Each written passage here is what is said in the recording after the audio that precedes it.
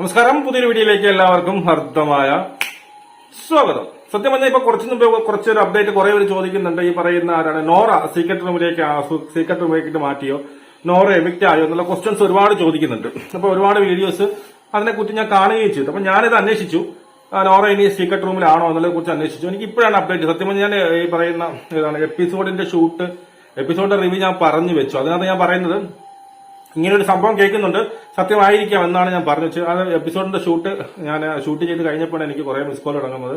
അപ്പൊ മറ്റേ പുള്ളിയായിരുന്നു, ഞാൻ വിളിച്ചപ്പോൾ പുള്ളി പറഞ്ഞു ശരിയാണ്, സീക്രട്ട് റൂമിൽ തന്നെയാണ്, അത് 100% ഉറപ്പാണ്, നോറ സീക്രട്ട് റൂമിൽ തന്നെയാണ്.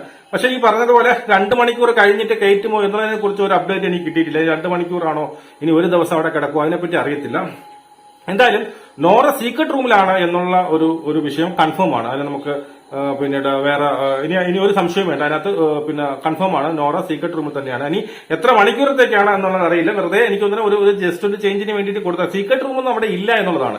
എനിക്ക് തോന്നുന്നു അവിടുത്തെ ബിഗ് ബോസ് പിന്നീട് സെറ്റിൽ സീക്രട്ട് റൂമില്ലെന്ന് ഏതെങ്കിലും റൂമിലോട്ട് മാറ്റിയതായിരിക്കും.